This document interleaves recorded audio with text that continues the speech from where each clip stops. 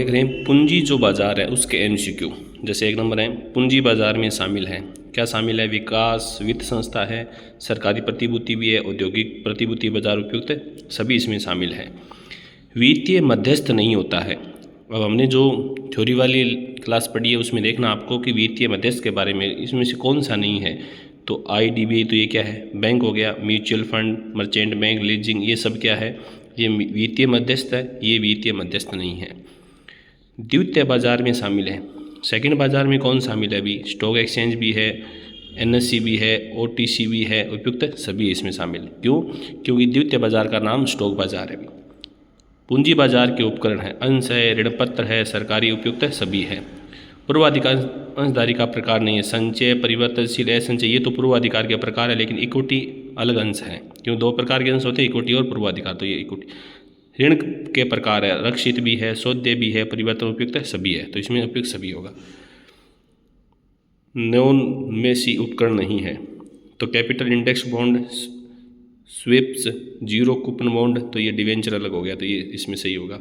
Option के प्रकार है, कन्वर्ट कॉल, पुट कॉल, उपयुक्त सभी, तो उपयुक्त सभी। ऑप्शन बाजार के भागीदार है, शेयर दलाल, रिटेल डीलर, संस्थागत निवेशक, उपयुक्त सभी। फ्यूचर अनुबंध का प्रकार है, कमोडिटी, वित्तीय, स्टॉक इंडेक्स, उपयुक्त सभी, उपयुक्त सभी। प्रतिभूति में शामिल है, बैंक ऋण, समतांश, बॉन्ड, उपयुक्त सभी। सरकारी प्रतिभूतियों में शामिल है, ट्रेजरी बिल, नगर निगम की प्रतिभूति, सरकारी ऋण, उपयुक्त सभी। तो इसमें उपयुक्त सभी सही होगा। उसके बाद है निर्गमन प्रबंधक नियुक्त किया जाता है। किसके द्वारा नियुक्त किया जाता है? अभी निर्गमन प्रबंधक कंपनी के द्वारा, सेबी के द्वारा, रिजर्व बैंक, तो कंपनी नियुक्त करती है अभी अपना। निजी स्थापन में अंशों का विक्रय होता है। निजी स्थापना में विक्रय, अंशों का विक्रय किस प्रकार होता है अभी? तो इसमें होता है दलाल, परिवहन या प्रस्ताव पत्र के माध्यम, तो प्रस्ताव पत्र के माध्यम से। नई प्रतिभूतियों की विक्रय विधि है, निजी स्थापन द्वारा, अधिकार अंशों द्वारा, परिवहन द्वारा, उपयुक्त सभी। तो इसमें कौन सा सही होगा? तो इसमें होगा उपयुक्त सभी। ये निजी स्थापन से भी हो सकता है, परिवहन के द्वारा भी हो सकता है, बेचना ही तो है, अधिकार अंशों का निर्गमन द्वारा। औद्योगिक प्रतिभूति बाजार में शामिल है। औद्योगिक जो प्रतिभूति है उसमें दो ही बाजार शामिल है, कौन सी? प्राथमिक और द्वितीय या सहायक बाजार, तो उपयुक्त दोनों। तो 17 में कौन सा होगा आपके? उपयुक्त दोनों। नई प्रतिभूति की विक्रय विधि, नई प्रतिभूतियों किस प्रकार बेचा जा सकता है? डाक के द्वारा, नीलामी या घर घर विक्रय द्वारा। तो हम इसको किस प्रकार बेच सकते हैं? इनमें से किसी भी विधि के द्वारा नहीं बेचा जा सकता नई प्रतिभूतियों, क्यों? जनता में जारी किया जाता है। सहायक बाजार का दूसरा नाम क्या है? स्कंद बाजार है, ये तो है ही नहीं, स्कंद बाजार है। तो दूसरा नाम क्या होगा इसका? स्कंद, यानी स्टॉक मार्केट कहते हैं। स्कंद विनिमय नियति है तो प्रतिभूति अनुबंध अधिनियम के द्वारा होगा। तो ये जो शुरुआत में किस अधिनियम से आया था? तो ये 1956 से आया था। स्कंद विपणन का महत्व है, देश के लिए, कंपनी के लिए, विनियोक्ता के लिए, उपयुक्त सभी के लिए। तो इसमें क्या होगा? उपयुक्त सभी के लिए महत्व है। सहायक बाजार में सुधार किए गए हैं राज्य सरकार द्वारा, सेबी द्वारा, केंद्र सरकार द्वारा, उपयुक्त सभी के द्वारा। तो आप सबको पता है कि भी स्टॉक मार्केट पर अधिकार कौन करता है? सेबी, तो सेबी करेगा सुधार।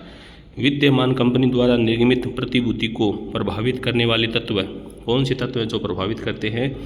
तो नियमित लाभांश भुगतान, लाभांश की दर, पूंजी प्राप्ति का उद्देश्य, उपयुक्त सभी हो जाएंगे इसमें। नई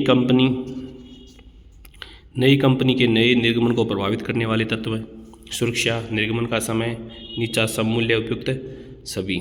तो चॉइस में क्या सही होगा? अभी चॉइस में होगा उपयुक्त सभी।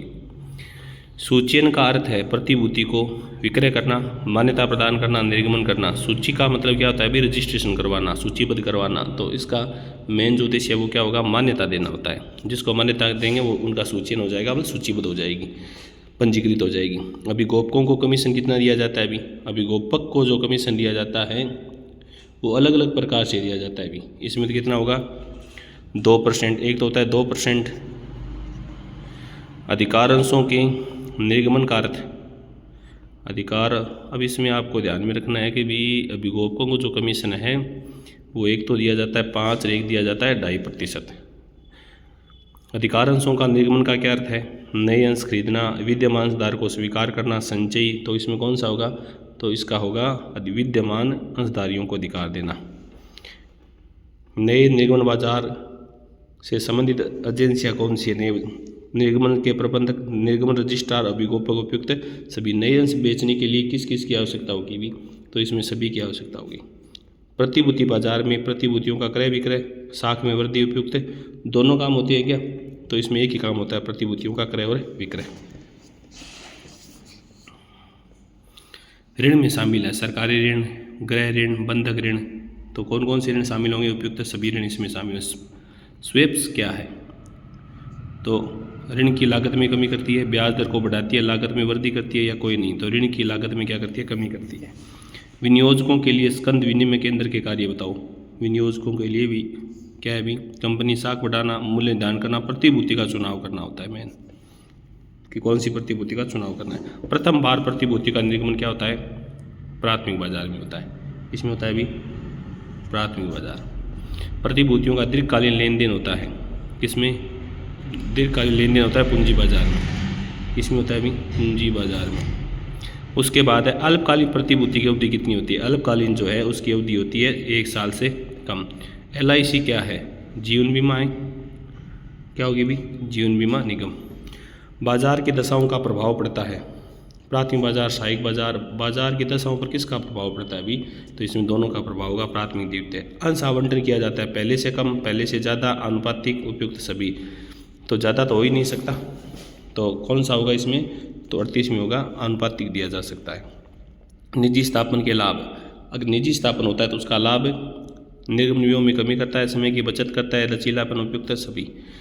स्टॉक दलाल रजिस्ट्रेशन प्रमाण के लिए फार्म भरता है, कौन सा फार्म भरता है भी? अपना रजिस्ट्रेशन करवाने के लिए फार्म A भरता है।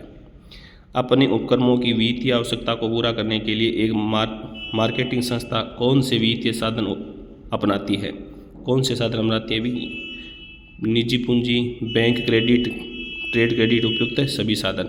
दीर्घकालीन कौन सा बाजार कहते हैं? दीर्घकालीन का जो बाजार होता है वो कैपिटल मार्केट होता है। कौन सा होता है? कैपिटल मार्केट, ऋण पूंजी बाजार।